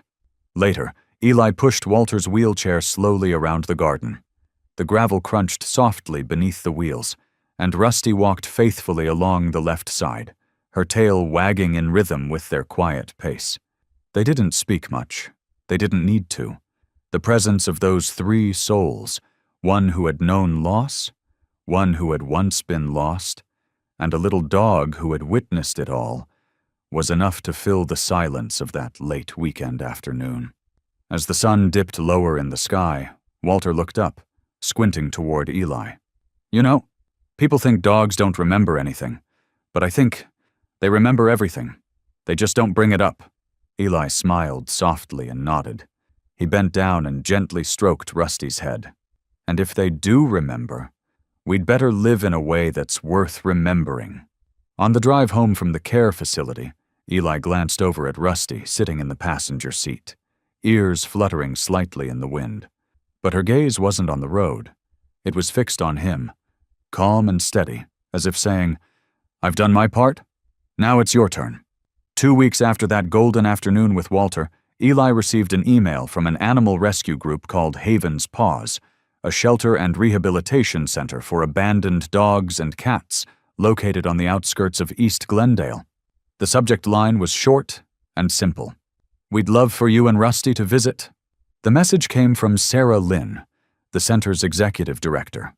In her letter, she wrote that she had followed Rusty's story from the day on the bus to the incident in the park, and referred to him as a living symbol of loyalty, innate goodness, and a rare kind of intelligence that not everyone believes dogs can possess. She warmly invited Eli and Rusty to visit the rescue center as part of an awareness campaign encouraging pet adoption. Eli read the email at least 3 times, not because he was hesitant, but because he was overwhelmed. Just a year ago, he had been a quiet city bus driver, living alone in an apartment with no sound of breathing. And Rusty, just a little dog barking by the roadside in a rainy night. But now, they were being invited as special guests to bring hope. The next morning, Eli packed a small bag, some dog food, a few of Rusty's favorite toys, and the red leash Walter had once placed in his hands. Rusty hopped into the passenger seat like he already knew where they were going. He looked back at Eli with bright eyes, his tail wagging non-stop, as if to ask, "Will someone need us today?" Haven's Paws sat quietly beneath a row of towering oak trees, its grounds wide and curiously peaceful. Sarah, a woman in her 30s with firm eyes and a soft demeanor, greeted them at the gate. "Hello, Eli," and "Hello, Rusty," she said, crouching to offer her hand. Rusty gave her palm a gentle sniff, then wagged his tail. Eli knew. This was her way of saying yes. Sarah led them down the walkways between kennel rows, where pairs of eyes peeked out from behind metal bars, some curious, some cautious, some drooping low with fear. The barks that echoed weren't loud, more like whispers shared among those who had once been left behind. "We're currently housing nearly 40, Sarah said as they stopped in front of one of the enclosures. "Most have been abused, abandoned, or just never chosen." Inside was a cream-colored dog curled tightly in a corner, eyes wide and fixed on Rusty. "This is Pepper. We found her under a bridge 2 weeks ago. She hasn't eaten much. Won't come near anyone, unless there's another dog around." Rusty approached slowly, without growling, without barking. He sat a few steps away from Pepper, lowered his head, and gently wagged his tail. A minute passed, then Pepper cautiously stepped forward, sniffed Rusty's nose, and quietly lay down beside him. Sarah raised her hand to cover her mouth, eyes glistening with emotion. Eli stood behind them, a soft smile forming on his lips. The sight before him stilled something deep inside. In the eyes of these animals, he recognized something achingly familiar. The way they quietly retreated into corners. The way they didn't dare ask to be loved. It was exactly how he had felt during those lost years after his father passed, drifting aimlessly through crowded streets, no longer believing he deserved to be seen, let alone cared for. He stepped closer to the kennel, crouched down, and watched Pepper and Rusty lying side by side, like two children in a wordless playground. "I think I understand now," Eli whispered. From that day forward, he and Rusty began visiting Haven's Paws every weekend. At first, it was just a few hours playing with timid dogs, walking them around the yard, teaching them simple commands. But slowly, Eli became a familiar face to the staff. He began fixing kennel doors, repainting name tags, even building a small grass patch so the dogs could have a space of their own to play. Rusty became a quiet kind of therapy dog.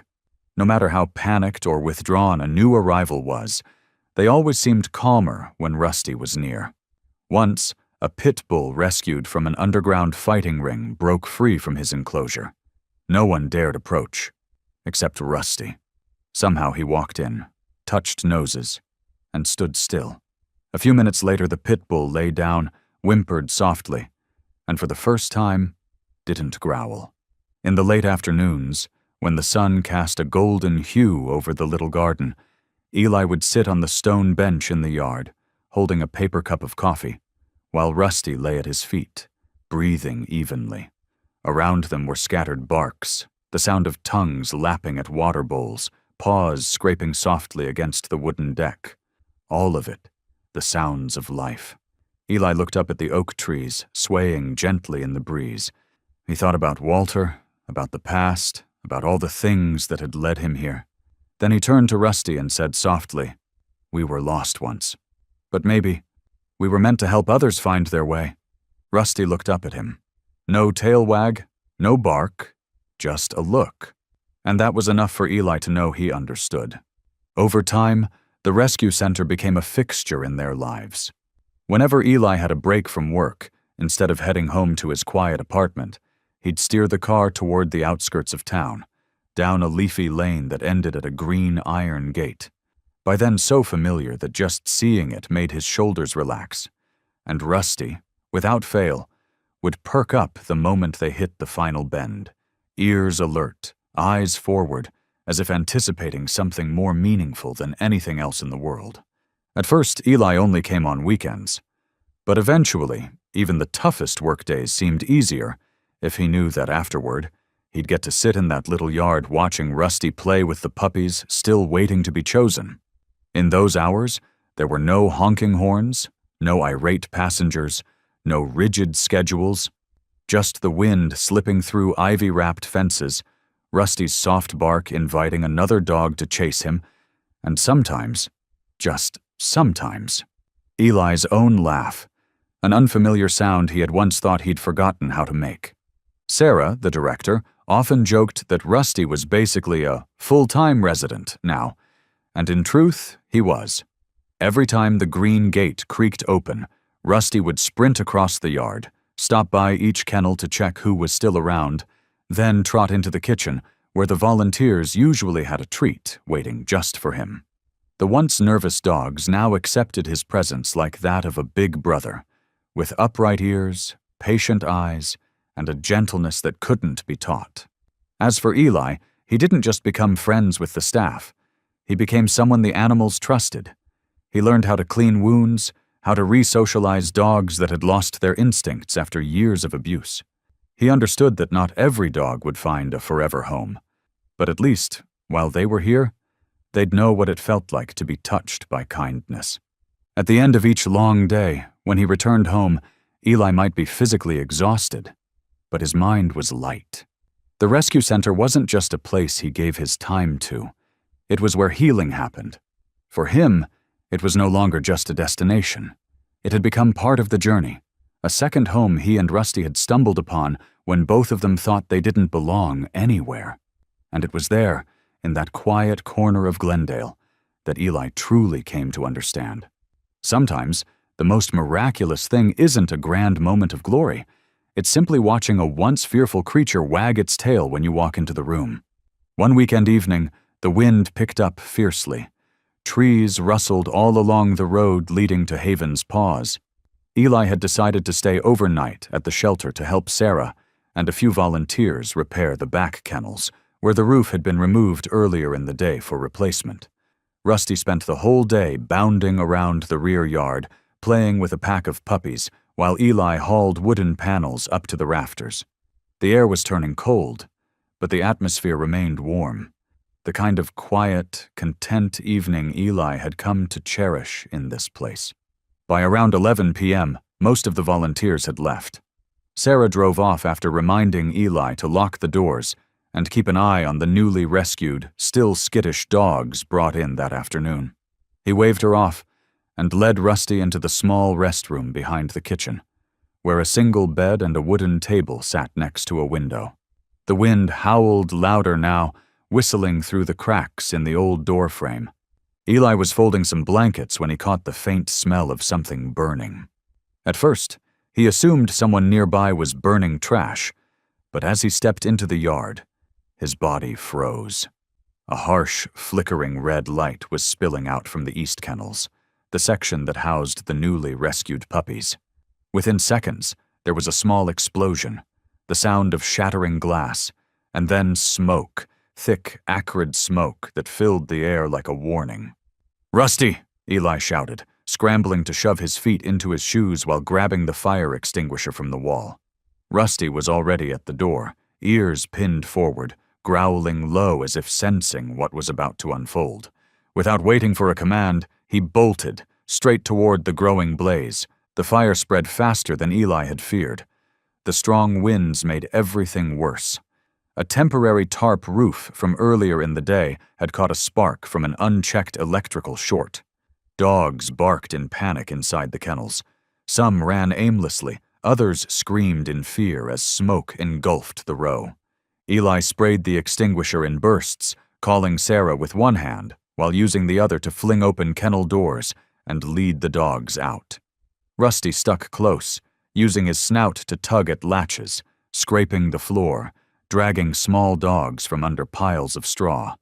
No hesitation, not a second of doubt.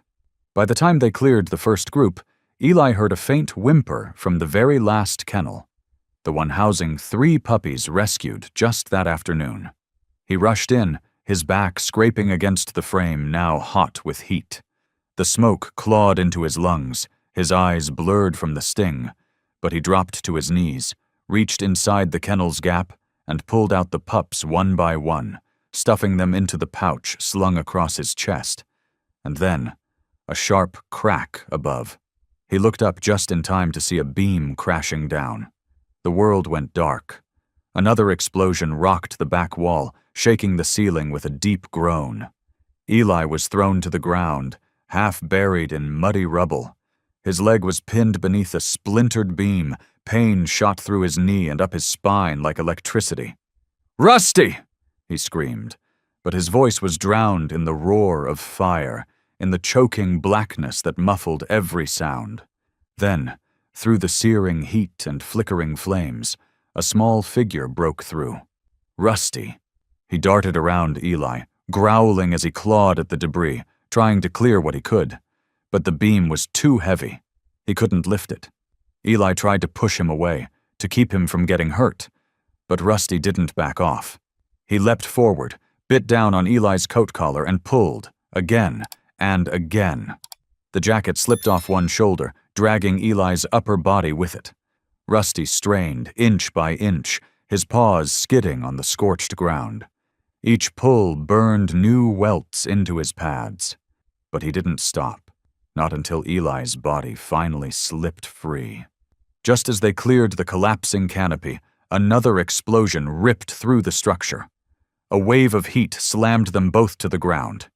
Eli caught one last glimpse of Rusty's eyes turning toward him before everything went black. When the firefighters arrived, a large portion of the shelter was in ruins. Sarah screamed in horror when she saw the wreckage. They thought no one had made it out alive, until one firefighter spotted two figures curled together at the edge of the debris. A man lying on his side, his arm loosely wrapped around a small dog, limp and covered in soot. A rescue photographer snapped a single photo of that moment, Eli lying among the scorched earth, his face smeared with ash and tears, and Rusty, his fur singed in patches, still pressed tightly against his chest, as if shielding him from the world. That image would later appear on the front page of nearly every local newspaper. But in that moment, no one said a word. They just bowed their heads. No one had expected such bravery from a dog so small, and no one imagined that a man, once invisible, once broken, would risk everything just to save a handful of voiceless souls. That night, the city of Glendale fell silent. A fire had taken nearly everything the shelter owned, but it had left behind something greater, a story of friendship, loyalty, and a kind of love that needed no words. And from the ashes, those two hearts were still beating. Eli woke to a pale white light and the faint sting of antiseptic in the air. The hospital ceiling above him was etched with fine cracks like spiderwebs, and the steady beep of a heart monitor beside him confirmed he was still alive. But the first thing on his mind wasn't himself. "Rusty," he whispered, voice hoarse, lips cracked from smoke and heat. A nurse entered quickly, her face easing with relief when she saw him awake. "Mr. Morgan, don't worry. Your little dog is safe. He's in the room next door, under observation, too." Eli clenched his hands lightly. A dull ache flared through his right arm, bringing back the explosion, the thick black smoke, the collapsing beam. But the last thing he remembered before passing out was Rusty leaping into the flames, eyes lit with unwavering determination. Several hours later, after being moved to a private room, Eli asked to see Rusty. When the door opened, a staff member gently wheeled in a small cart carrying a soft animal bed. Nestled in the blankets, patches of singed fur along his back, was Rusty. He was carefully bandaged, his front legs wrapped in white gauze, eyes closed but breathing steadily, his breath heavy, as though exhaustion still clung to him. Eli froze. Even though hospital staff had reassured him that Rusty had only suffered mild smoke inhalation, seeing him like this triggered a guilt so sharp it lodged itself in Eli's throat. He sat down and gently reached to stroke Rusty's head. "You foolish little thing," he murmured, his voice cracking. "You should have run. You didn't have to come back." But the moment his fingers brushed the bandages on Rusty's back, the dog stirred and slowly opened his eyes.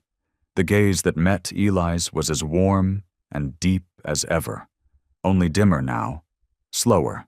No bark, no movement, just a faint wag of the tail, enough to tell Eli that he was still here and still fighting for him. "I thought I was the one saving you," Eli choked, lowering his forehead onto the edge of the bandaged blanket.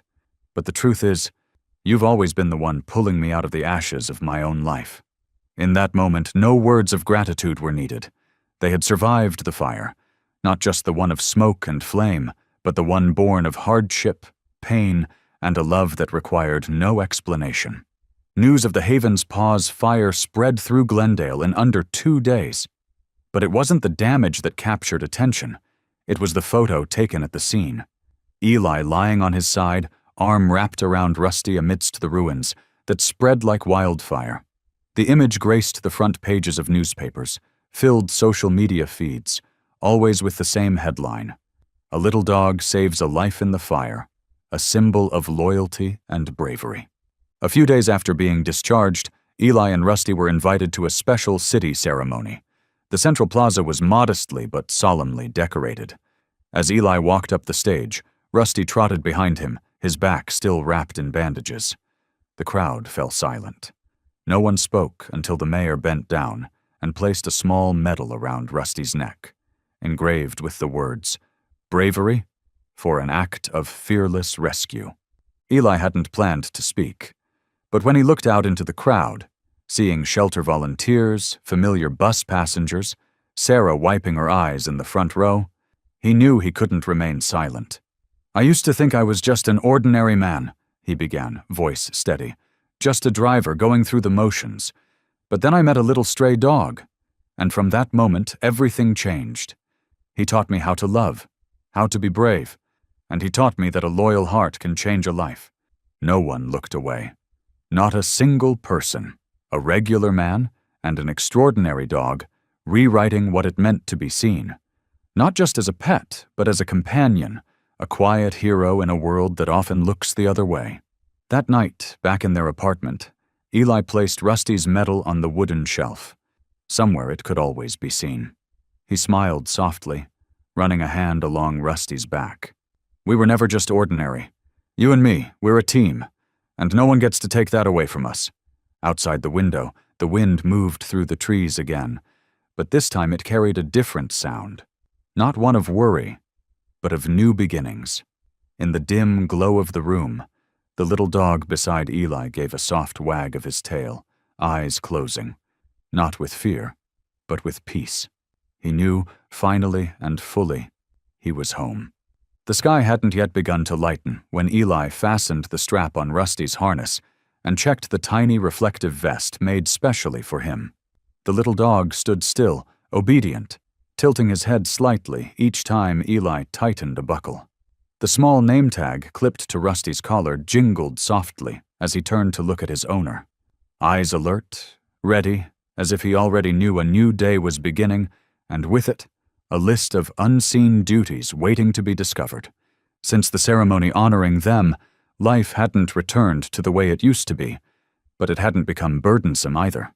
On the contrary, it had taken on a new shape, more purposeful, more driven, and more meaningful than ever. After a series of events that touched the entire community, the city's transportation authority in Glendale made a bold decision: the formation of the Rapid Street Response Unit, a groundbreaking initiative combining the city's public bus routes, emergency medical teams, and local animal rescue organizations. Buses were no longer just vehicles for transporting passengers. They were now mobile response stations, ready to intervene when urgency struck. And the very first names on the founding roster? None other than Eli Morgan, the dedicated driver, and Rusty, the little dog who had twice saved lives, once by running into a fire, and once by transforming an entire city with nothing but unshakable loyalty. Eli's newly assigned bus, now painted a distinctive shade of blue, bore a bold message along its side. Rapid Response Team, life doesn't wait. Inside, aside from the standard passenger seating, it had been retrofitted with a specialized medical supply cabinet, an upgraded first aid kit, and even a custom compartment for Rusty, complete with a raincoat, anti-slip boots, and a specially made oxygen mask. On their first day out, they stopped at a bus shelter on the city's east side, a known gathering spot for the homeless. The morning air was thick with fog, the grass behind the shelter damp with dew. As passengers boarded the bus, Rusty suddenly barked, not in alarm, but in that specific tone Eli had come to recognize. Something wasn't right. Without hesitation, he followed Rusty down a narrow path beside the stop, where they found an elderly man slumped on a bench, his skin pale, breathing shallow.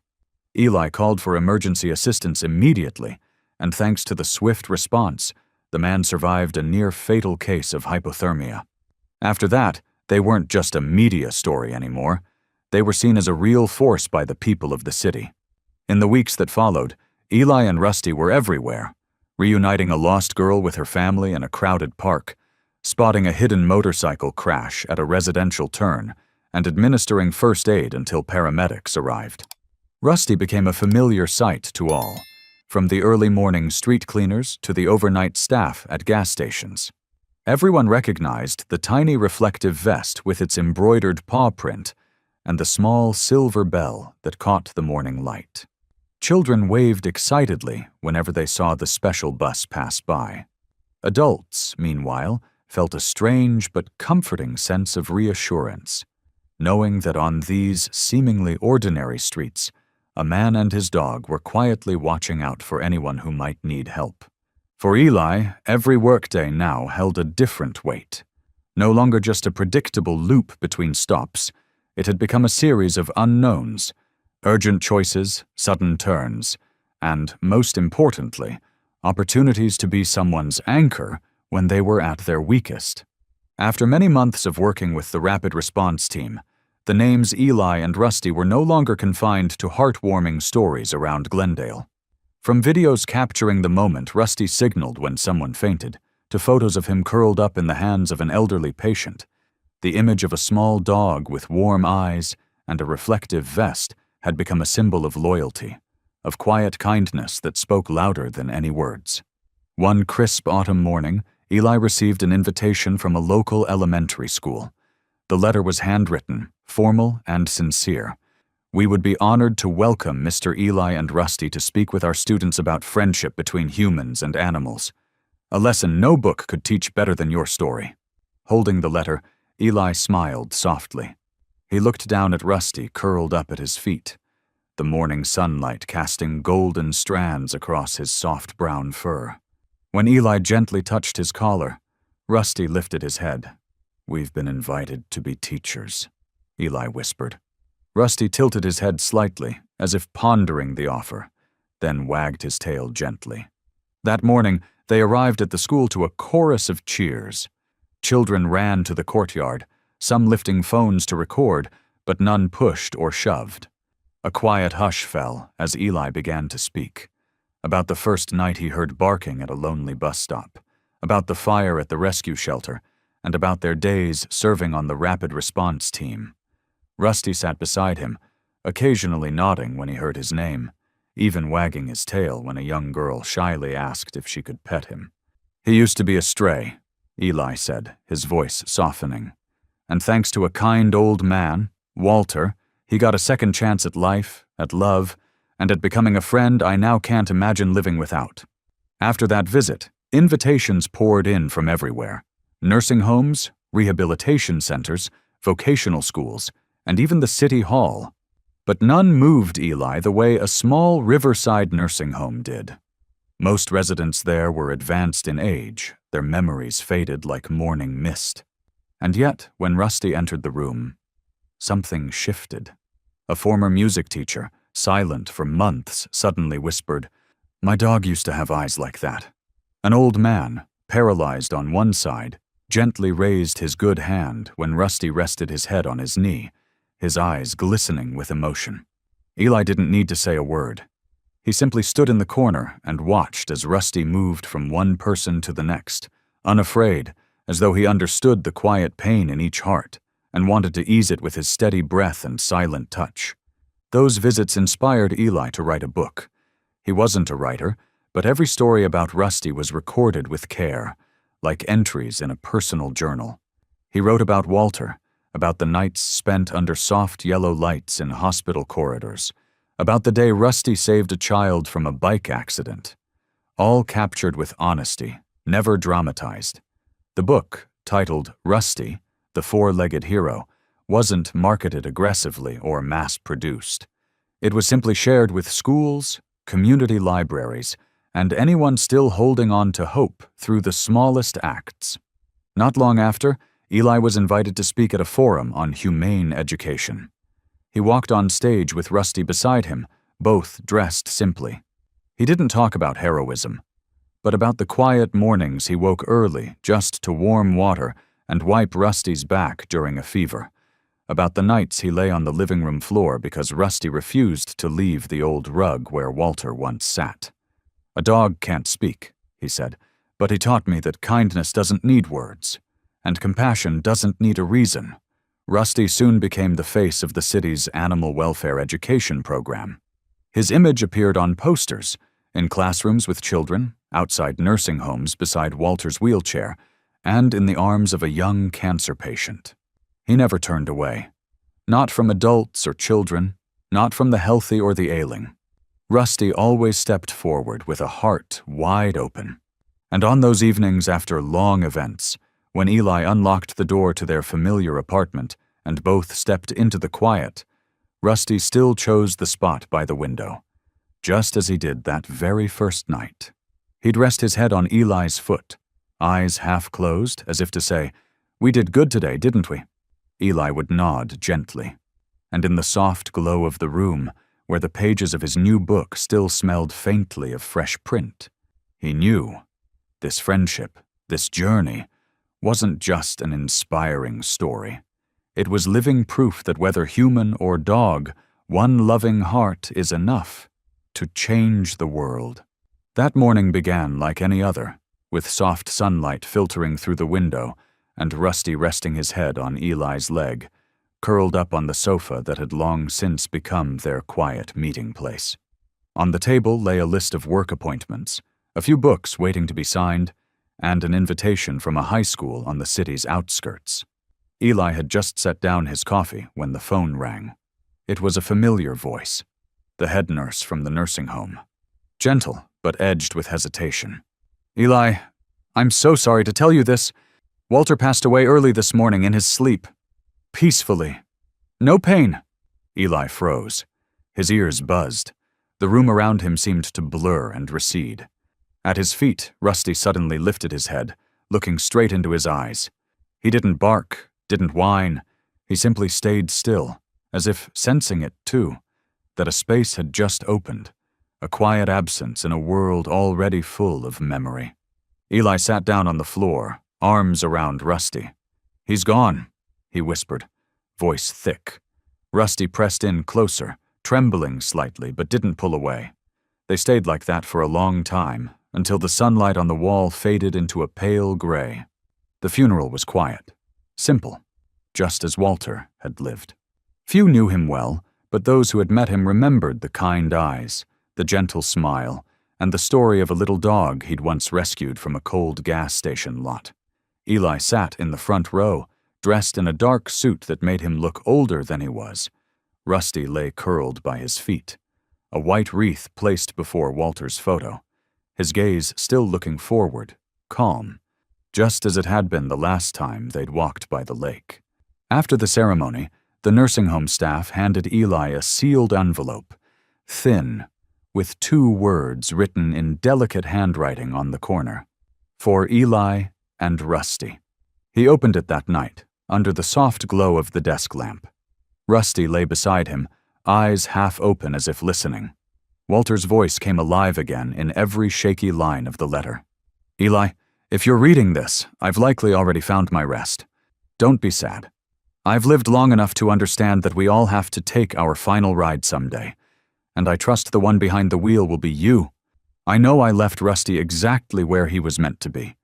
He once saved me from a life adrift after my wife passed, reminded me there was still beauty in the world, and now he's done the same for you, and more. Eli, never doubt your choices. What you and Rusty are doing isn't just saving lives. You're keeping hope alive every single day in a child, an elder, or someone who's lost their way. If I had one wish, it would be to see you both keep moving forward, without fear, without doubt, because true friendship doesn't ask for much. Just an open glance, an outstretched hand, or a tail that wags softly in the quiet. I believe in you, and I'm proud of you both." Eli folded the letter slowly and placed it in the drawer beside his bed, as though anchoring a piece of Walter in the space they still shared. He turned to Rusty, who remained at his side, his gaze warm under the soft lamplight. Eli reached over to stroke his head, and for the first time that day, he smiled. "We'll keep going, Rusty. For him, for everything we started." A few days later, Eli returned to work with a different kind of energy. It wasn't grief, it was something deeper, a sense of purpose. He and Rusty accepted an invitation to speak at a special emotional education seminar at a high school. The first time Eli openly shared the full story of Walter, and how a quiet old man and a once-abandoned dog had together helped save the heart of a man worn down by life. In the eyes of the students listening, Eli saw hope. When Rusty gently placed his head on the lap of a boy who had recently lost his father, he saw connection. And when Eli opened Walter's letter and read a few lines aloud to the room, the crowd rose in applause, not because the story was sad, but because it reminded them of something quietly powerful. A bark in the dark, a hand reaching out, a hug without a word. It was in that moment Eli realized Walter hadn't really left. He had simply moved on from being their companion to becoming a guiding light, quiet, steady, lighting the way for the two hearts still walking. And on every path they now crossed, with every hand they held, Walter lived on, through friendship, through kindness, and in the unwavering steps of a little dog who would never forget the man who once reached for him, in the rain. 1 year had passed since Eli and Rusty became the faces of their community, since the day they stood beside Walter for the last time in the quiet garden of the nursing home. Now, under the warm light of an early spring morning, Eli stood on a simple wooden platform. A brand new sign behind him carved with the words, "Glendale Animal Rescue Center, where every story begins again." Around him were familiar faces, volunteers, students, veterinarians, local residents, and dozens of dogs and cats held lovingly in open arms. Rusty sat calmly by his side, his coat neatly brushed, a red scarf tied around his neck with the words "Honorary Ambassador" embroidered in fine thread. His tail wagged gently when he spotted the row of children lined up along the fence, holding handmade signs with drawings of a small Jack Russell with droopy ears and intelligent eyes. One sign, in large block letters, read, "Rusty, our hero." Eli took a deep breath, his gaze sweeping across the crowd before landing on the far corner of the garden, where a small bronze statue stood. It depicted Rusty beside an older man sitting on a bench, a tribute to Walter, built with funds raised entirely by the community. Something inside Eli tightened. "When I agreed to speak today," Eli began, his voice steady and low, "I spent the whole night trying to find just one word to describe everything I've been through, and I couldn't, because it all began with something so ordinary." He paused for a moment, glancing down at Rusty before smiling softly. "A year ago, I was just a bus driver. I lived a quiet life, never unhappy, but never really memorable either. Until one night, a bark rang out at a deserted bus stop. A bark that seemed random, but turned out to be the start of everything." Below the stage, a few people leaned forward, eager not to miss a word.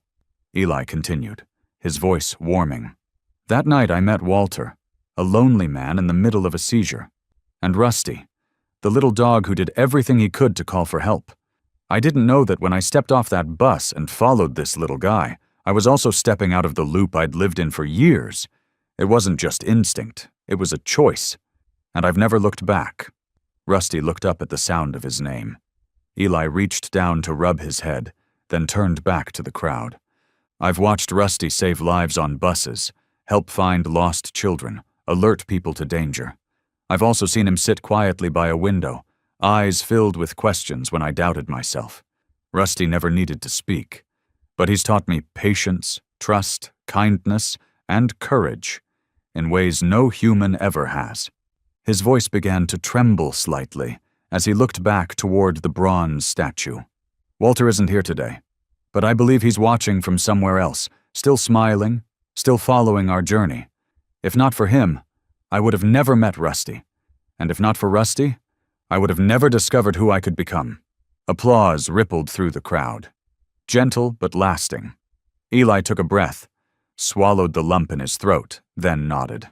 Today, we open a new rescue center, a home for those who have been left behind, a place where volunteers like me learn something new about compassion every single day. But this center is also a reminder. Sometimes the most extraordinary things begin with the smallest acts, a glance, an open hand, or a bark that no one else thought mattered. The children in the front row stood up and clapped first. The adults followed. The applause spread like waves, turning into cheers as Eli bowed his head in thanks. Rusty wagged his tail faster, leaning toward the crowd as if to return the gratitude. A little girl ran forward and gently placed a tiny daisy wreath around Rusty's neck. He didn't resist. He looked at her with calm eyes, then rested his head against her hand, as if to say, "Thank you, little one." Later that afternoon, after the crowd had dispersed, Eli sat on a stone bench beneath a large tree in the backyard of the center. Rusty lay beside him, his head resting on an old backpack.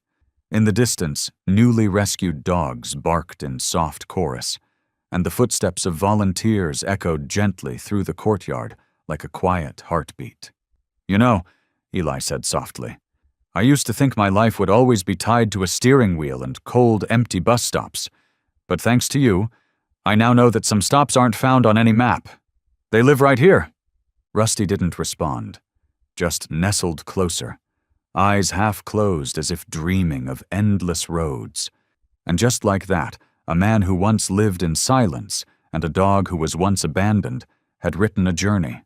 Not for praise, not for recognition, but as a quiet reminder to the world that every living being, every small act of kindness can be the beginning of something extraordinary.